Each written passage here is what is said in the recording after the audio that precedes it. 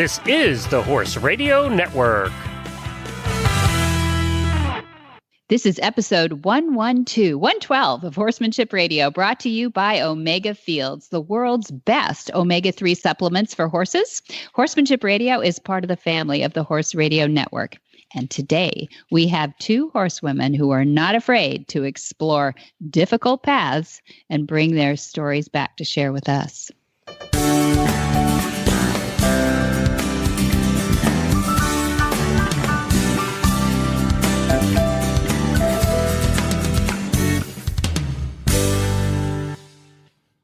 This is Debbie Laux, and you're listening to the Horsemanship Radio. Thanks for joining us. Horsemanship Radio airs on the 1st and the 15th of the month, and I have my producer, Jen, with me today. How are you? Greetings, Debbie. How are you doing? I'm doing great. Good. We went out on a limb with technology, didn't we? And we called all the way to the Patagonia region of Argentina. You know, we call all over the world, and Argentina, Patagonia region, it was a first. It was a first. Yeah. I think I put Glenn on that precarious moment, but but we pulled it off. It was great. It was a few attempts before I finally got this interview in the can, as they say, because this lady is just amazing. Stevie Anna going across the wilds where there is nothing. And then she'll say, I've got one. I've got internet connection. It was pretty cool. And I think people are going to love what she says. Yeah, but it's pretty amazing anyway. how we get to talk to people from all over the globe. It is. But what's going on in your part of the globe? Well, let's see what's going on in our part of the globe. Oh, we have Pablo stories. We haven't had Pablo stories in quite some time. Oh, we have dog barking too. And you have dog stories too. Yeah. What's going on with Pablo? I love hearing about Pablo. We've got Pablo stories. I'm in charge of taking care of Pablo for a little while his mommy and daddy are taking some much needed time off and having a little vacation. Good. So I get to play with Pablo. And Pablo, for people who have not listened for a long time to the Horsemanship Radio Show, Pablo is our next door neighbor's horse, and our horses and our next door neighbor horses share the facility here. Right. So we get to hang out with each other and talk to each other. And Pablo came with issues. He's a very high energy horse and has a very high flight reflex. So he had issues. And I really started down the path of the language of equus because of Pablo. Right. I needed to find a way to get through to him because he was one of those horses that he didn't even want you to catch him. The only way you could catch him, like to bring him in to feed him or to put fly spray on him, or if he needed medical attention, was luck of the draw, or if you had a can of grain in your hand. And then it was even then it was a little dicey. Really? So he came that way as an adult. So I started to explore the concepts of Monty's join up. And without round penning and without training and things like that, he's not my horse. I'm not training him. But I worked on my use of that language because of him. Right. And I got good enough at it that he started to recognize that I'm not a predator. And we have made great strides in our relationship in that, for the most part, he doesn't see me as a predator anymore, which is yay, great. And he's doing wonderful things with his owner now because he really trusts her much better. Oh, good. Both of you. Yeah, That's great. but he still hangs on to his phobia about having his feet taken care of. He came with that too. All right. Has a lot of scarring on his legs, which I suspect may have been caused by inappropriate use of training tools. Oh. Yeah. But he's got a problem with one of his hooves, an abscess or cold summer sore or some such, that needs to be bandaged on a daily basis. So it kind of hurts. Doesn't want to have his foot picked up.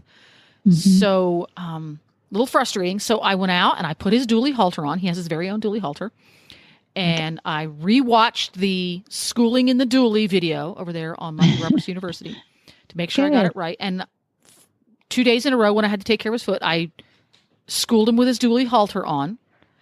And day one, we progressed within a span of about 15 minutes to hold our foot up politely and get it doctored. Good. Day two, schooled for maybe 3 minutes because he starts out all jostly and silly. Maybe 3 minutes. Oh, I remember what we did yesterday. Really good. And now on day 4, bring him out and put his dually halter on. We walk back and forth Few steps forward, few steps back, few steps left, few steps right. Does he does the dually dance with you a little bit? Does, He's following well, it.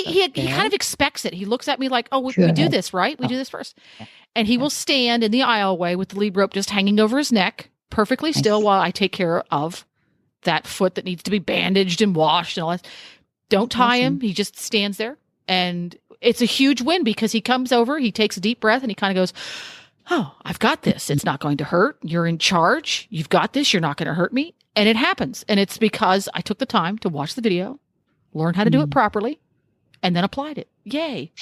And he has tremendous trust because when they're in pain like that too, to actually give it up to you, exactly. You know that, yeah. And it stings. It's an open wound, so it stings, and I have to put medication on it, which probably stings too. And I try to be cognizant of the fact that it stings, and okay, I'm going to spray it on there, and then we're going to immediately go for a walk for 4 steps because he needs to get that out of him. Yeah. Rather than like swinging your finger when you slam it, and rather than restricting his flight.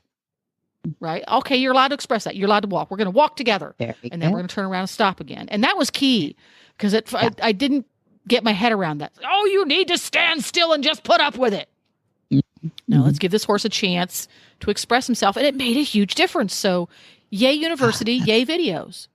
Yay, Jen. No, really fair to the horse. I mean, when we say be fair to the horse, there's a lot that goes in behind that, but it really means understand the horse. And if you think of them like your kid, they can only stand still for so long. They need to express themselves too, which they're not trying to be nefarious or, buck your discipline or something. So you when it's safety involved, they must stand still, but to make them stand too long or to, if it's fairer to let them move a little bit after doctoring like that, do it. And I love that little thing you just slipped in there about letting them, not feel constricted. We were just talking about this. The not feeling constricted builds the confidence in the horse. So I hear him becoming more confident in you, but also becoming more confident in his environment and himself. Yes, because he's one of those horses that is literally, this is no exaggeration, he will spook at his own shadow. And he has spooked at his own shadow. Yeah. So adorable. As long as you stay on, they're adorable. You're adorable, and you make sure you're on the non-spook side. But it has made a big difference. You're right. Us as humans learning to recognize when, okay, this horse needs to be allowed to express this versus this is a moment when the horse needs to learn self-control in that, okay, he's trying to move his feet all around, and I'm going to school him in his halter and have some forward and back steps. Which of those moments is this? And I'm getting a little bit better at recognizing that because he challenges me to, because, there's a way to get around this. I don't need a chain. I don't need to get mad at him. I just need to become a better observer and apply the appropriate response. And I'm getting a little bit better at that because he is such a challenge. And thank you, Jamie, for inspiring me to do that. It's cool. Yeah, that's very cool. And the other thing I hear people say sometimes in rebut to this whole thing about letting them express themselves a little bit too, people will go, well, but if he gets loose, then you know what? You get a longer lead, because if they do need to express, we use a 30-foot long line. If we've got a green horse that may just like pop, be afraid of everything he just saw yesterday. It's all new. But leads in 12 feet would be the shortest that I would work with a green horse, or a horse that comes with phobias that you don't even know what they are yet, or a 17-foot, we just don't even believe in the 6-footers or 8-footers. Maybe it's because of everything that comes through our gate, but you don't get any quiet made. Yeah. You don't get those kind at your house. No, just the babies, but anything where, like especially a loading, this is one where I really see people making mistakes, because he who moves the feet, first loses, right? With the horses, everybody knows this, right? If a horse starts to take off and you start to be pulled along with him, you're going to lose that fight, right? So if you can let them go, like if you got the dually halter, like you just explained, that does the little twist thing when it comes to them tightening up on it. It's just like a twist in your sock. We've talked about this before. It's just a little discomfort level. They'll come right off of that. It's not pain. It's not chain. It's not a fight. It's just something that's uncomfortable. If you've got 30 feet in your hand and they don't usually express themselves 30 feet. They'll go 10 feet or something and they'll stop. But as soon as they make themselves lean into that pressure, they'll come off of it. And you're still standing there, not moving your feet. And his owner, and she is so patient. She is really, really, really good at recognizing when his little brain is full. Yeah, good. Oh, that's so good. She's really good at incremental. And that's made a big difference in this horse, is the increments. Mm-hmm, yeah, he needs his life broken down into teeny tiny little Cheerios size pieces. And one other thing I heard too that you did well is it sounds like he is what we call latent learning, which is it's a funny concept. Yes, we really that. Believe. Do you know that? Yeah, I think they do sleep on these things, and if you wait till their brain is full, and that's good, and you recognize that spot and say, more tomorrow. They come out ahead of yesterday. Yes. They do. You watch this and see if I'm wrong. But I think most people agree when they really when they do it right, incrementally, like you just explained. And if she's good at that as a new owner, that's brilliant. It really is. I mean, sometimes you can be a little bit behind the curve, but you don't really lose points for that. You just lose a little more time. But if you watch them, recognize that yesterday wasn't a bad experience. It might have been a little new for everybody, and we all had to work really hard to get our brains around it, but they will come out ahead the next day. We call it latent learning because it's almost like they slept on it and went, that was okay. Right. I think we'll just start where we left off yesterday, or maybe even ahead of that because they're much more relaxed and not full at that point. So, right. And so it sounds that always like gives me a thrill when that happens, regardless of what horse I'm working with and what we did. When you have that moment where you return to a previous lesson that the last time you did it, it was all new, and they go, oh yeah, I got this. That just gives me a thrill because that means I got it right the first time. Yeah, exactly, Jen. You're exactly right. And you know what? And people shouldn't beat themselves up if the horse got loose or, it just wasn't working that day and y'all just went home. That's okay. I like to end on a positive note, whatever that is, but if it doesn't happen, you know what? There's always the next day too. So that's okay. The big goal is no pain, no violence, and really no setbacks that way, because all else is just learning, and failures are the best learning. So that's okay too. We both learn, the horse and us learn at the same time. So it's okay too. You got to know where the boundaries are. So it's okay to experiment, watch videos, get help from your trusted trainer person, and give it that try. And, it'll encourage your horse to try too. That's the fun of it. That's our process. And, without that, we're just riding tractors. Come on. That's no fun. And we've got dogs again. Yay! Well, on that note, why don't we get to our first guest, Stevie Anna, right after this from Omega Fields.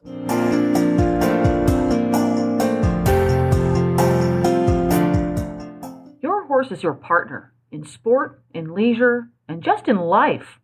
To keep him at his peak performance and optimal health, a solid nutritional foundation is key. Ideally, horses are able to graze fresh, growing grasses, which most closely mimic their natural diet. But that may not always be possible, and we may need to supply some of those missing ingredients in today's diets and provide more functional foods. One component of a horse's diet that is often underfed are omega-3 fatty acids. While more prevalent in fresh forages, harvested forages are lower in omega-3 fatty acids due to their more advanced maturity. Obviously, grasses and legumes have to grow to a sufficient height in order to be harvested, while foraging patterns of horses show great preference for shorter, less mature plants. That's why modern horsemen and horsewomen trust Omega Horseshine to provide a powerful, bountiful source of omega-3 fatty acids for their equine partners. Look for Omega Horseshine from Omega Fields at your local tack and feed supplier, or you can find them online at omegafields.com.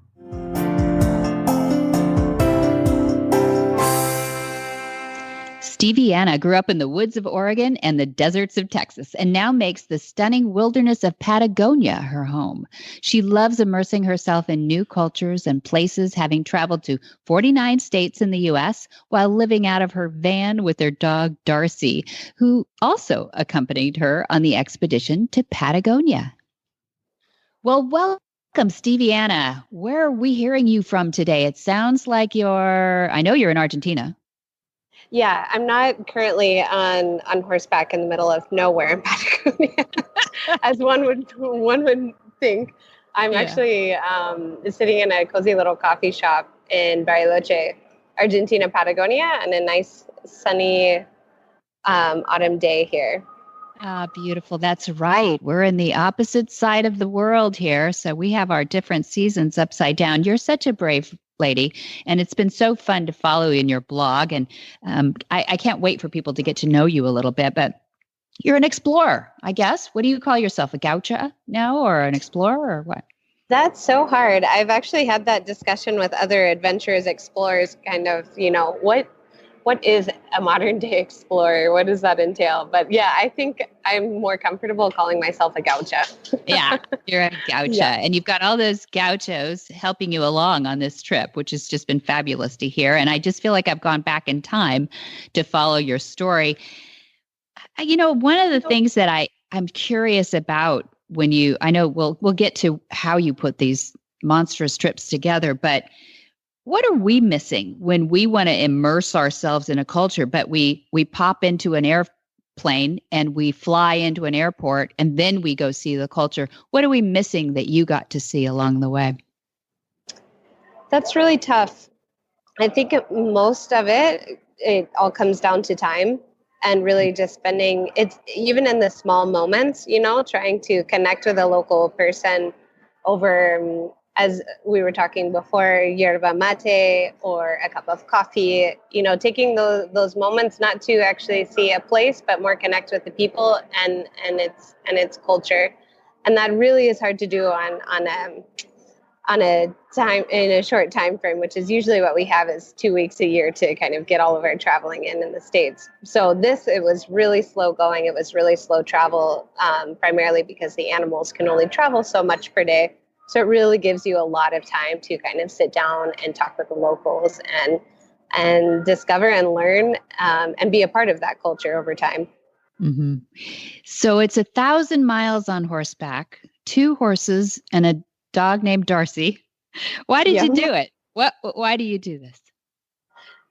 It was funny because I think that the idea came after the fact that I was already kind of going to go. It was more of where life was, or where I was at in life, that the trip kind of evolved. I was down here in Patagonia for the last 2 years guiding backcountry pack trips with a local Gaucha here in the mountains, and just getting to see all of the backcountry here and meet its people.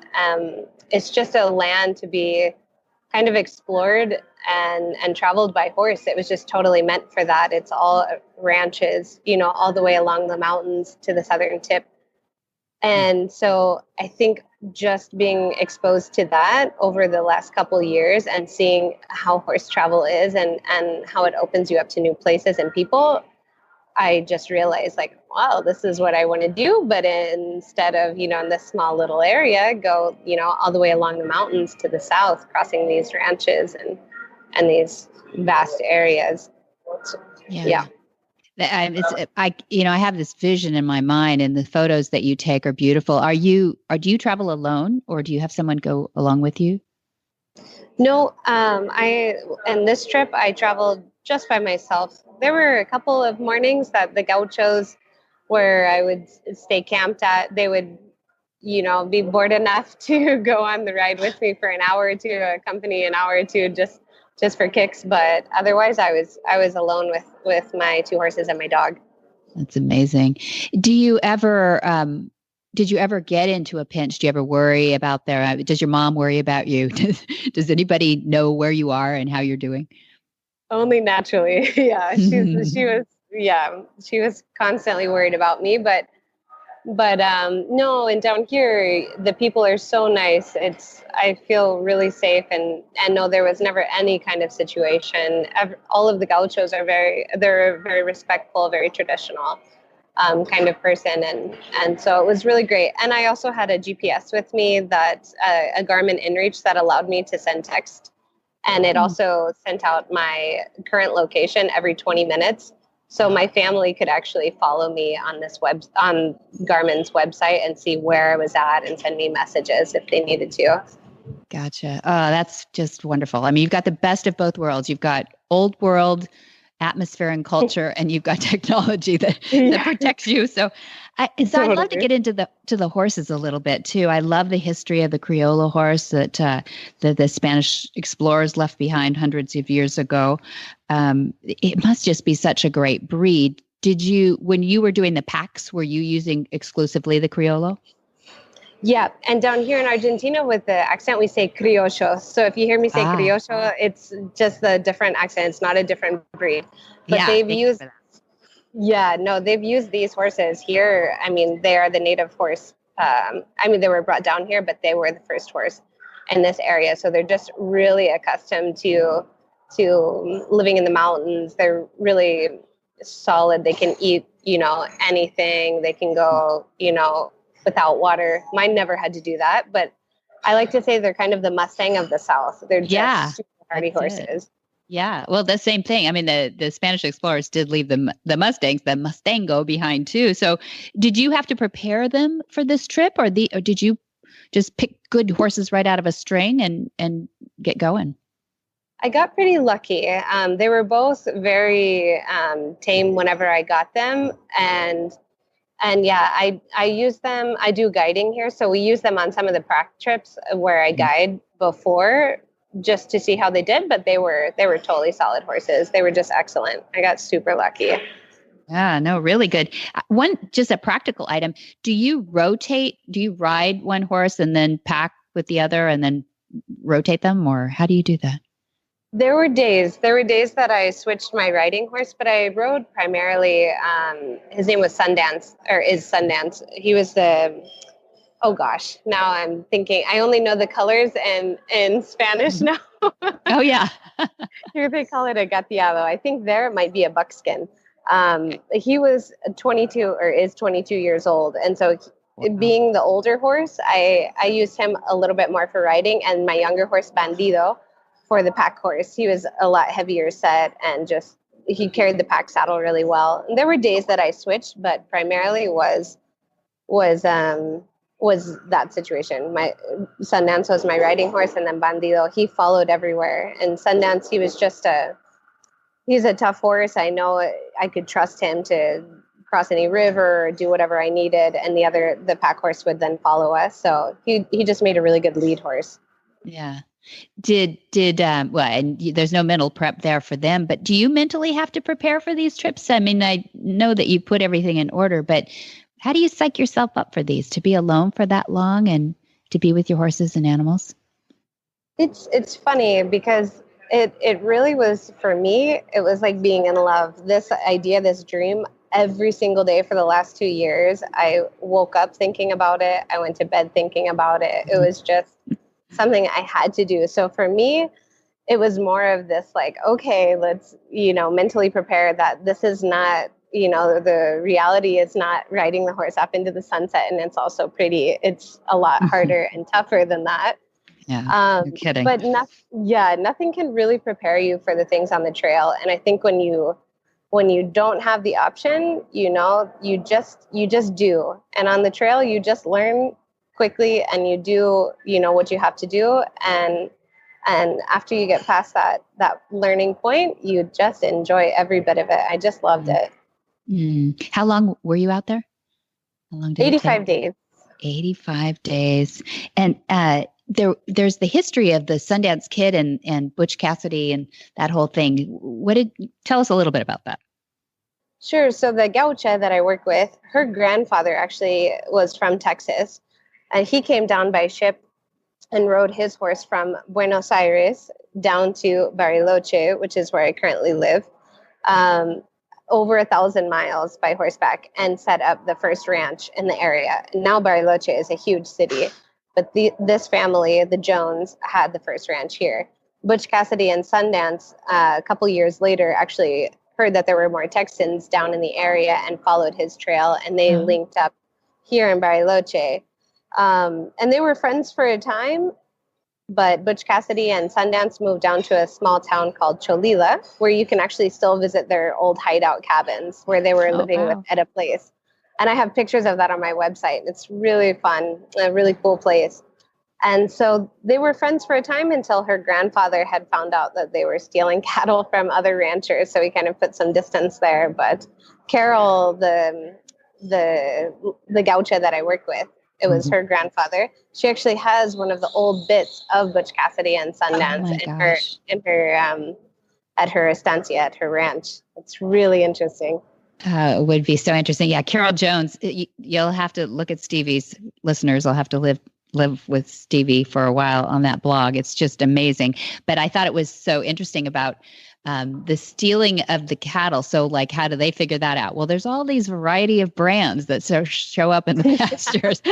That's sort of a dead giveaway. That's why they brand those cattle, right? Yeah, exactly. Can you imagine stumbling upon them and then starting to realize it? Yeah, probably time to leave. Yeah. Yeah. I'm curious, you've traveled 49 states now, I think, in the United States, and you've traveled with Darcy a lot, which is your dog. But you became a centaur, basically. I mean, when anybody who's in the saddle for 85 days must feel part horse when you get off a trip like that. What's the difference? How do you interact with Darcy differently than your horses, who must have become desperately good friends with you? Yeah, absolutely. No, I will say that now I never look at like the landscape or the countryside in the same way. You're always looking at it with the mind of the horse, like, oh, it's really rocky there. Oh, that's really great grass. Oh, there might be water over that hill. It's like your vision of the countryside completely changes. You cannot change your mind from thinking like a horse after being in the saddle for 85 days. It's quite funny. That's so cool. That's very cool. It's pretty funny. But as far as my relationship with Darcy, yeah, she's traveled 26 states with me. I got her as a puppy in Alaska, and Argentina is her third country. And she's just my travel companion. She's with me, through thick and thin and always there. And we just have a super solid relationship. And with the horses, it's very respectful, but they don't get to come in and sleep on your tent and warm your toes if you're sleeping back at night. So it's a little different.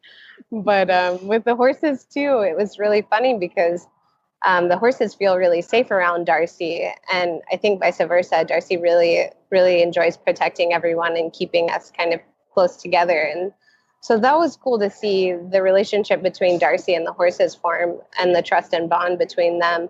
I actually would put Darcy on my pack horse when she was tired, and she would be able to rest up on him when we were walking some days. So it was just really neat to see the kind of team dynamic form over the months. Mm-hmm. Yeah, and it's 2 years in the making, this trip. So I'm so glad that it turned out as beautifully as it did. Our gain as much as yours to be able to see it. So tell us a little bit about what goes on in those 2 years when you're putting something like this together. How do you make a living at this? Everybody who has horses wants to know how you get to do this for a living. I have to say, living in the States, it's really tricky to have horses. It's expensive, and you have to have a place and everything. And Patagonia is so wild. It's a little bit more easy to keep them here because most of the horses here, they don't live in stables. They live just out in the open field and pastures and on ranches. Some of them have fences, some of them don't. You go spend a day looking for your horse out in the mountains, but they live a very, very rustic, very different kind of life than what we're exposed to in the States with horses.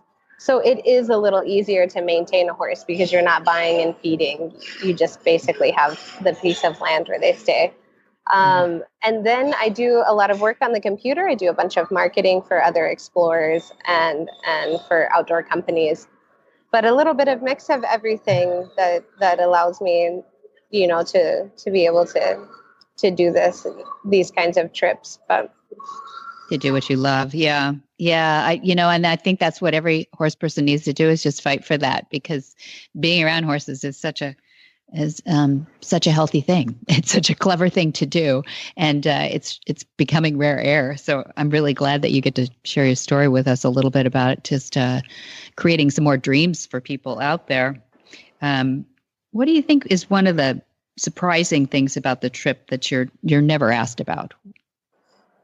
Ooh, that is such a tough question. Gosh, I don't know. A surprising thing that I'm never asked about. Yeah, there's usually in a really good story, there's something that you're often wishing that people had asked you about, and it seemed so unique. I think I'm impressed. I'm impressed with your Gaucho lifestyle there, and how community is built, how it's traditional, but they live in the modern world and know how to take care. Yeah, I was actually going to say, I think people underestimate like the importance of people on trips like this. One of the reasons that I traveled solo is because it really does force you to get out of your comfort zone. If you travel with a friend, you kind of have that person always there to talk with or to, lean on. And this really pushes you to just kind of get out there and to meet the people and to talk with people. And after a week of not seeing someone, you want to sit down and drink a mate with a gaucho and talk and connect. And so, no, I think it's the people here on the countryside. Like I said, after doing this trip solo, the biggest thing that I took away is how important people are, and the kindness and generosity and just the patience and everything that I've seen and been given from the people during that 85 days ride was so special. And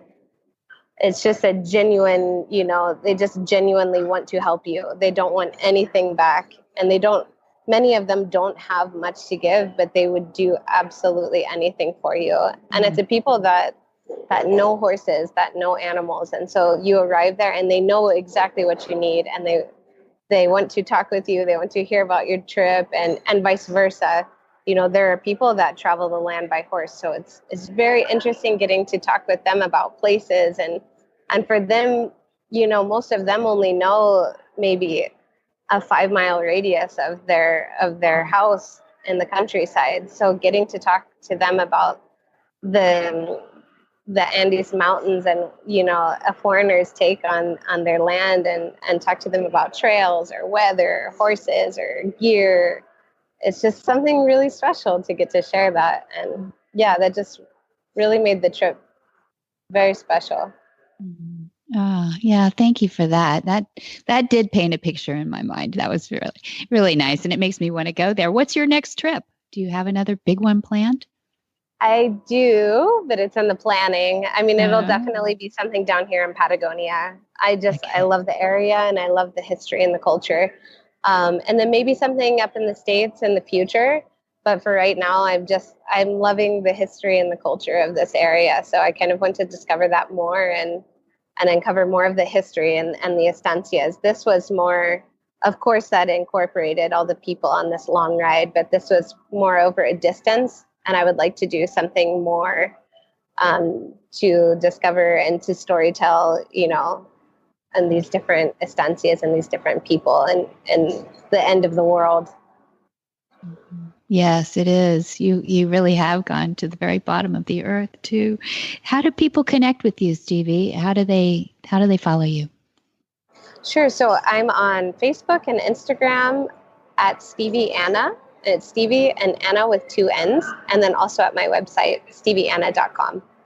That's perfect. Well, I hope our listeners will take you up on that and follow you, because it's a lost art, this explore business and the slow down time that people travel. I mean, people used to at least travel by train and slowly see the cultures and the landscapes and the beautiful country that is down there. And nothing is forever.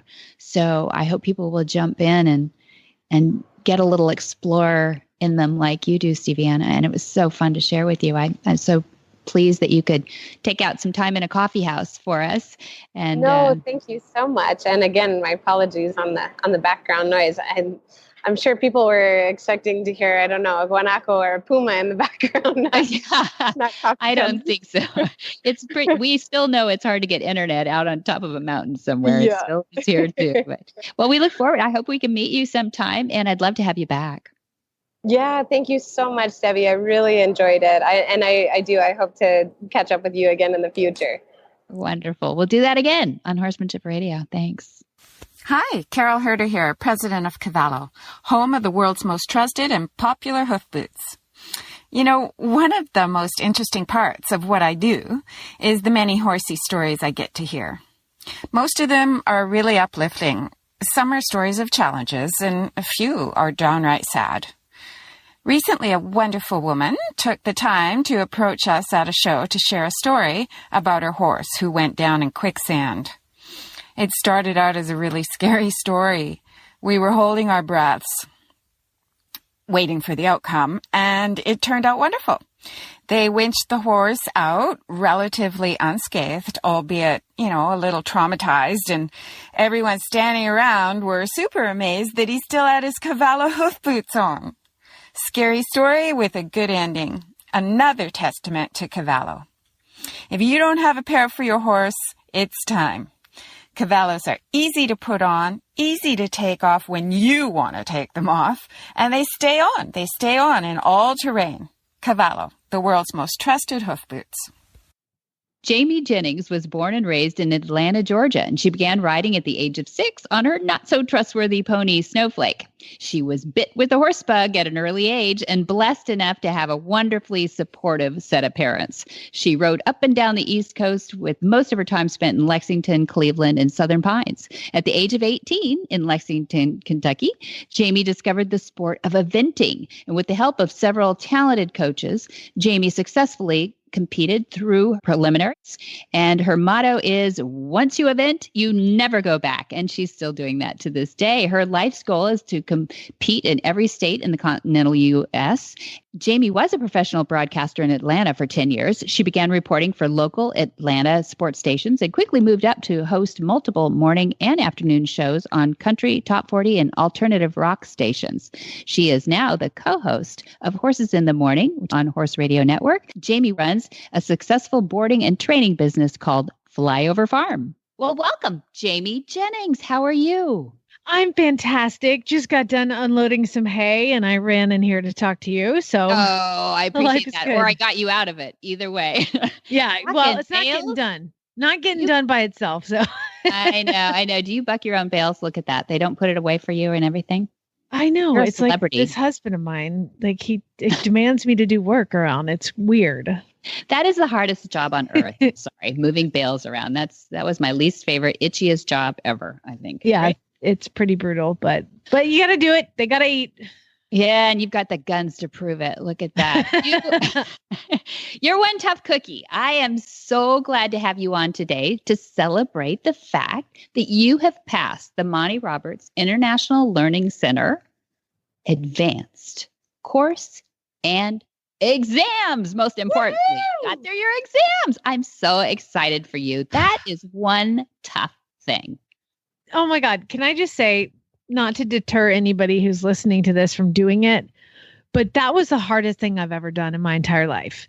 And the sense of satisfaction that you get from doing a good job at something that was that challenging is, I'm a different person. I just feel like I'm so proud of myself and I'm just so happy.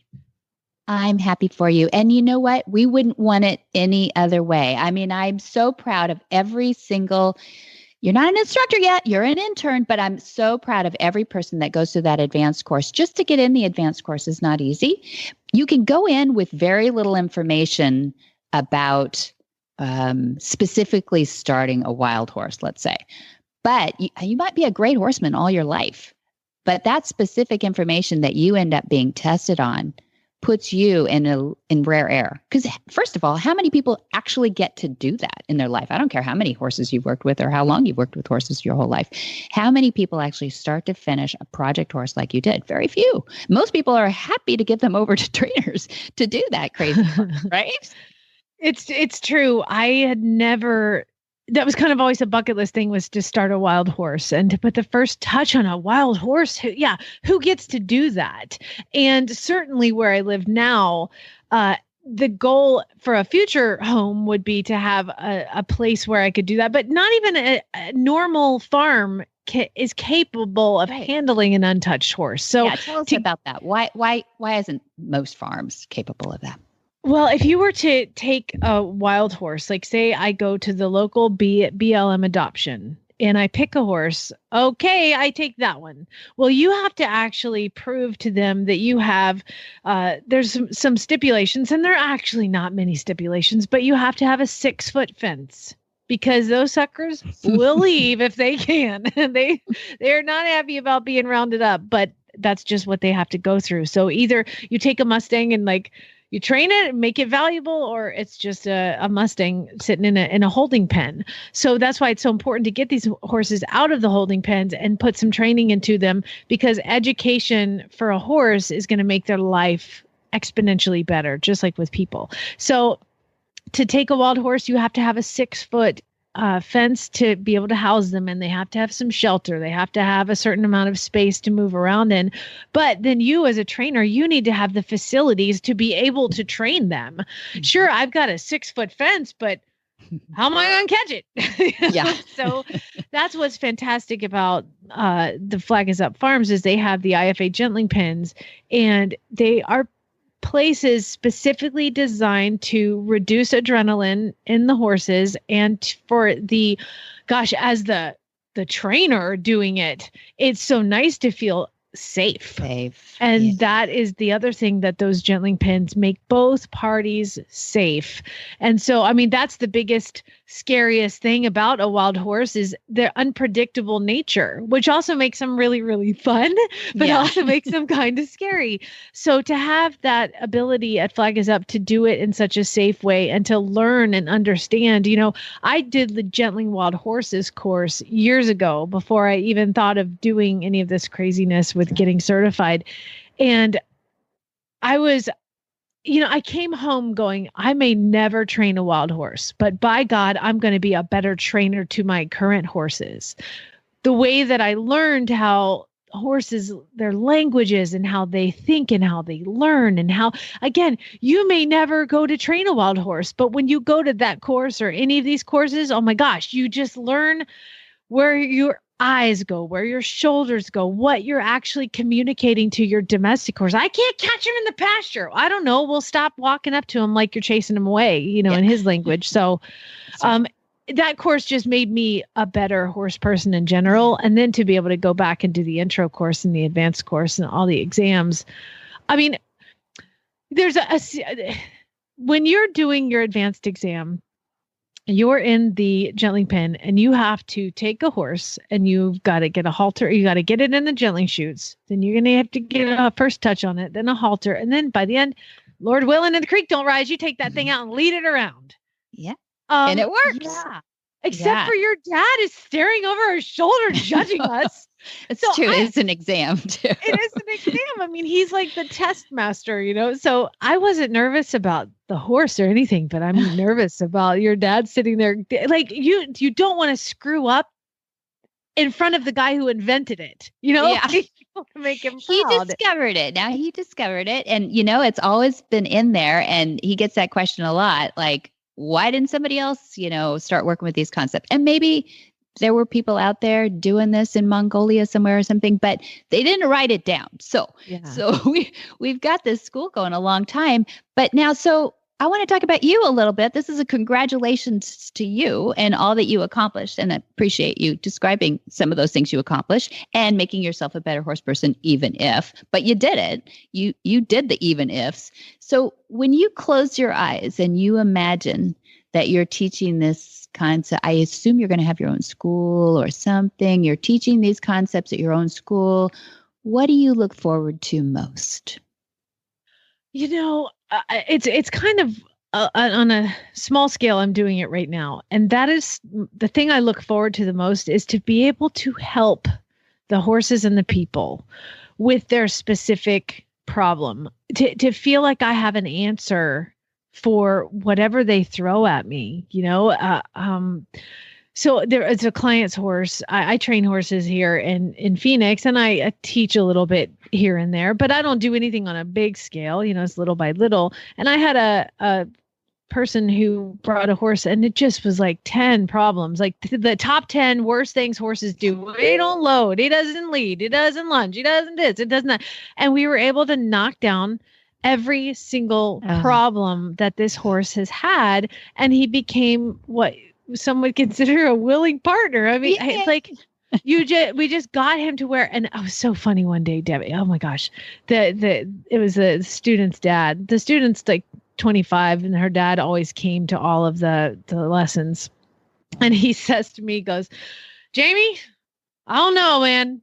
He goes, "You should write a book about this. You should write a book." And I was like, it's already been written. I just read it. I was just reading it. Yeah. I just reading it. And that's Jamie, you can add to that book though, too. This is what I love, that the front door is open. Once you put the muscle memory in those muscles, you can take this, and every student really can. I mean, what's Dad's favorite saying? I don't want any of my students to be as good as I am. I want them to be all to be better. That's right.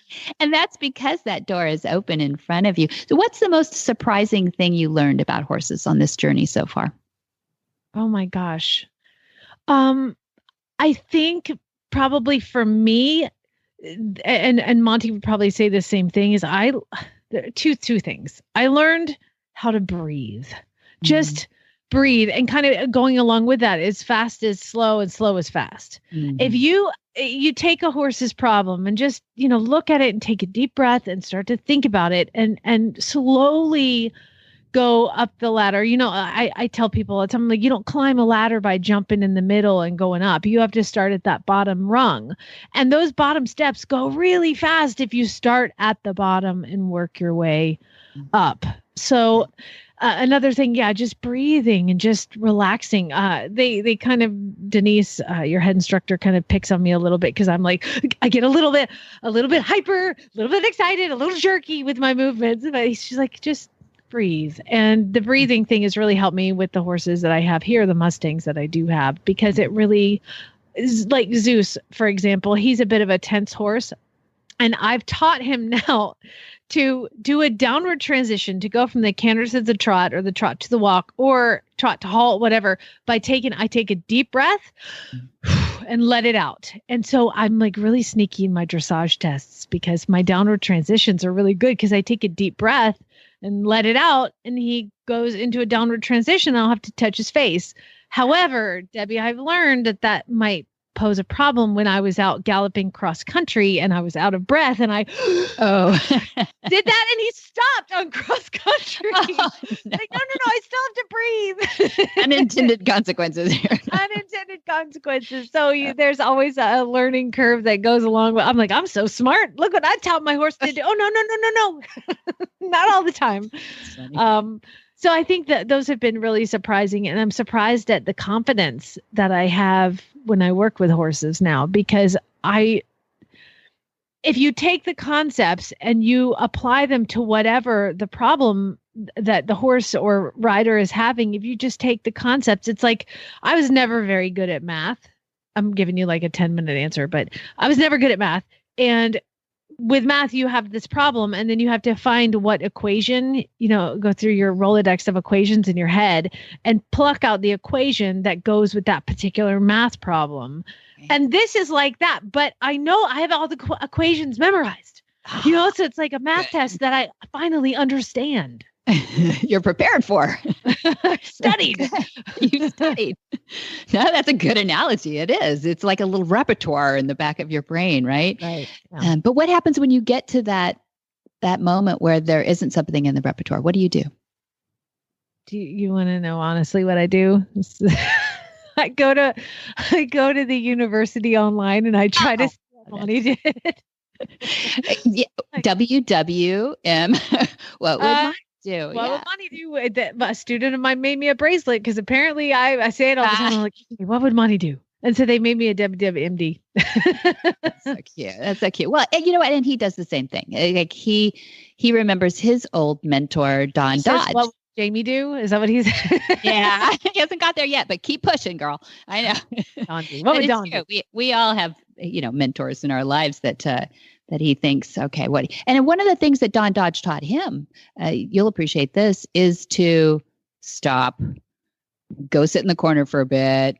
He used to have a cigarette, but Don Dodge did, but to smile and think about, the horse and what's fair to the horse. So I know you've got that coming. Yours is breathing first, and the next thing is just stopping. Well, I don't smoke, so we just breathe. Yeah, not worth starting for that.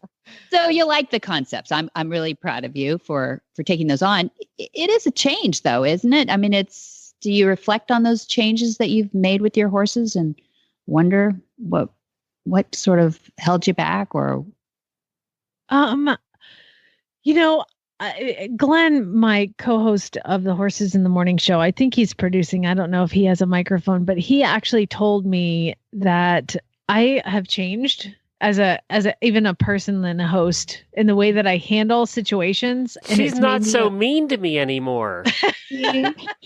We teach that. Be nice to Glenn. Thank you, Debbie. My life is so much easier without her picking on me every day now.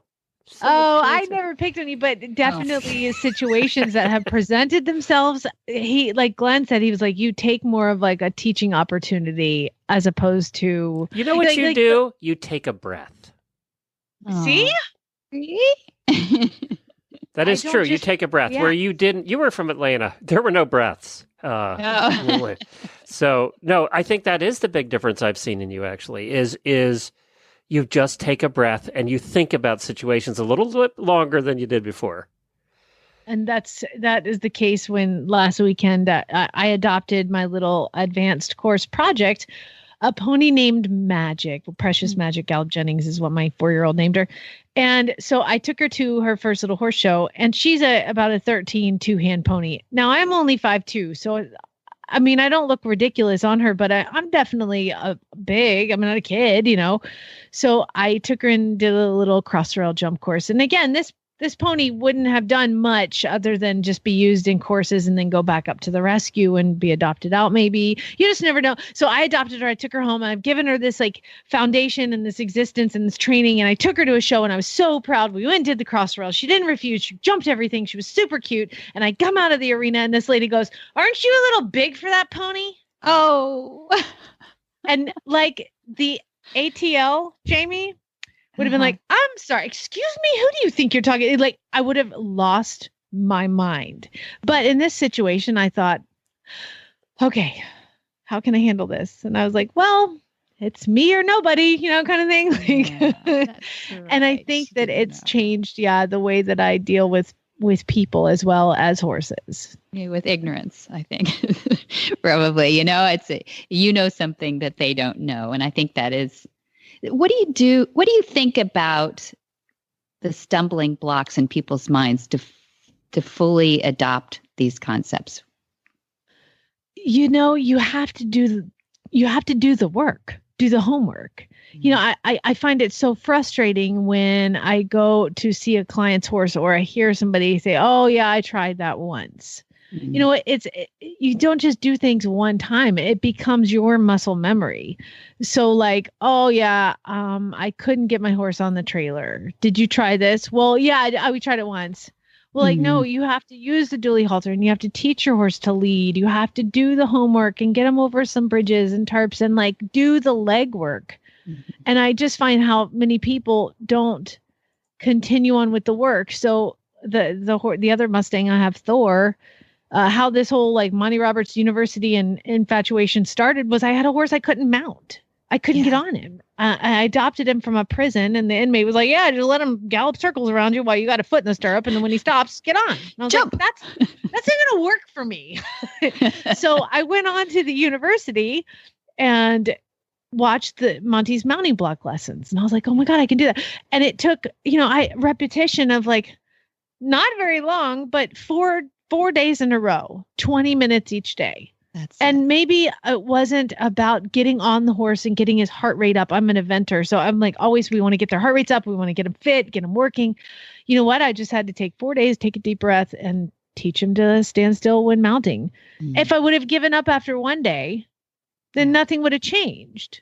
I tried that once. The rest of for the rest of the life of the horse too. I mean, that's a long time to deal with an issue. I use him as a lesson horse now, Debbie, and people climb up on a mounting block, and I'm like, just clap. He comes over, and he comes right over to him and stand. He learned it forever.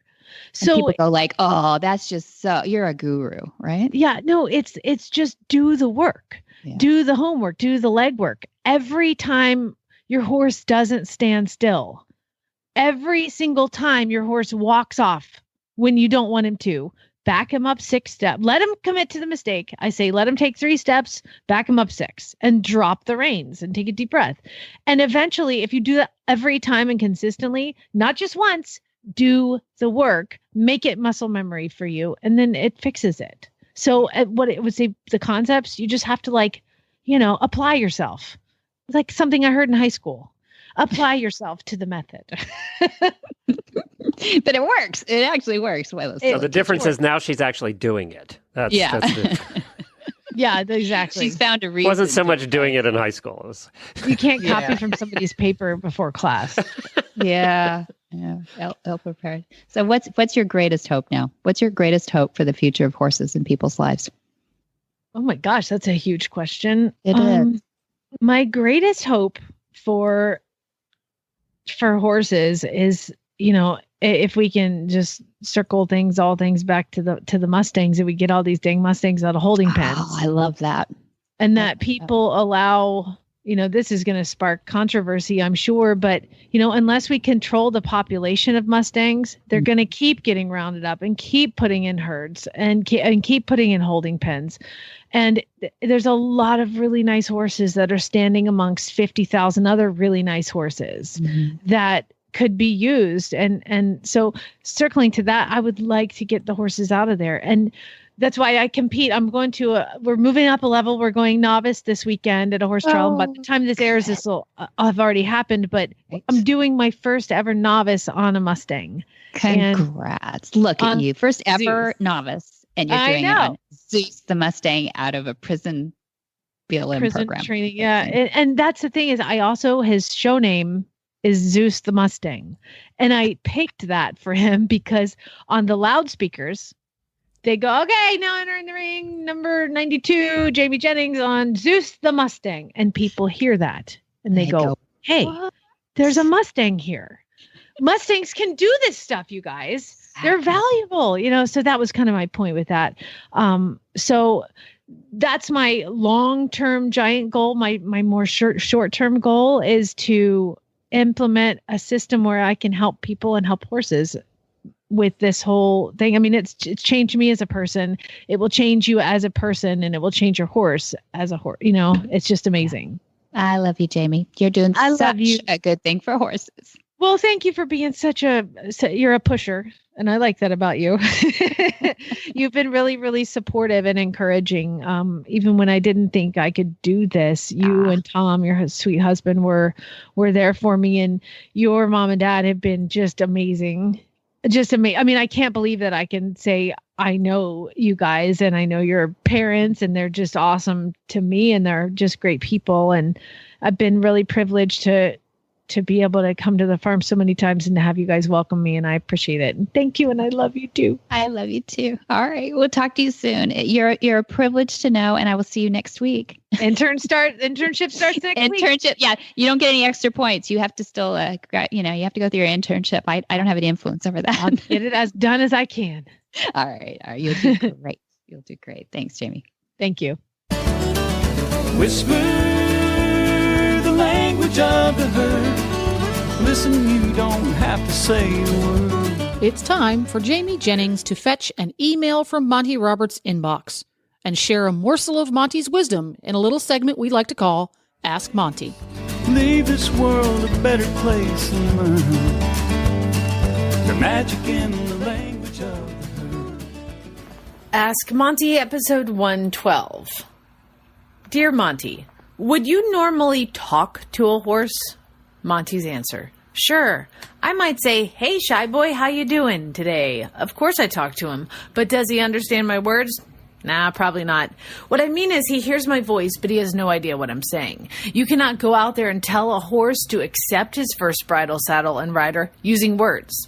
Their language, Equus, is silent. It's a language of gestures. I cannot emphasize this strongly enough.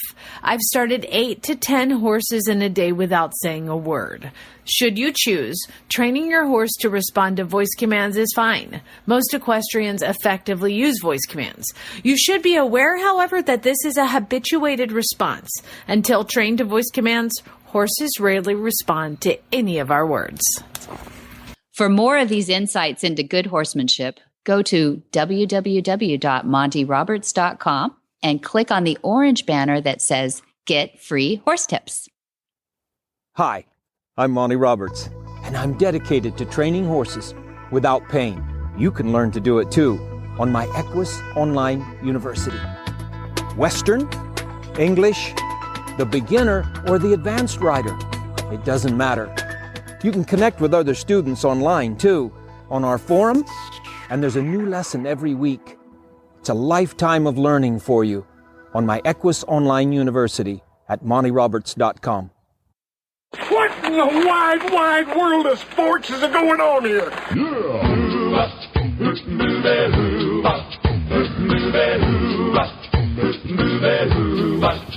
Where in the world is Monty Roberts?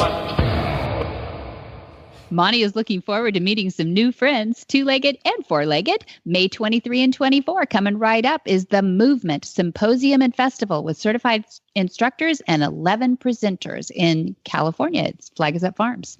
Then May 25 to 27, right after that, we have our Horse Sense and Healing Clinic for veterans with post-traumatic stress. July 23 through the 3rd of August, we have our 2018 Gentling Wild Horses course at Flag Is Up. And then August 6 through 10, stay tuned for the 2018 Monty Special Training. It's 12 years now, I think, at Flag Is Up Farms in Solvang, California. So it's a summer in Solvang for Monty. It is, yeah. Starting in April, he is all the way through August, and that is just miraculous to me. That's an opportunity. He doesn't spend a whole lot of time stateside here because he's always flitting about Europe doing clinics for all those folks. So take advantage, folks. If you didn't commit that all to memory or you want to sign up for something, you can go to montyroberts.com or you can call Flag Is Up Farms at 805-688-6288. And all of that information and so much more is at horsemanshipradio.com, where you will also find information about today's episode and links to our guests.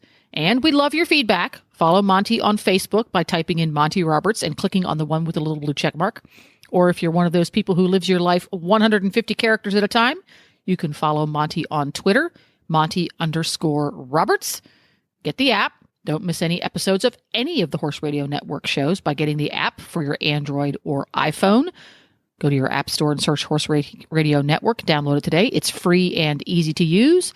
You can also subscribe via iTunes or your favorite podcatcher. That's right. And many thanks to our sponsors for making that happen. That's Omega Fields, Cavallo Horse and Rider, and MontyRobertsUniversity.com. Be sure to visit all the other great shows, too, on the Horse Radio Network at www.horseradionetwork.com. Until next time, have many happy horse hours.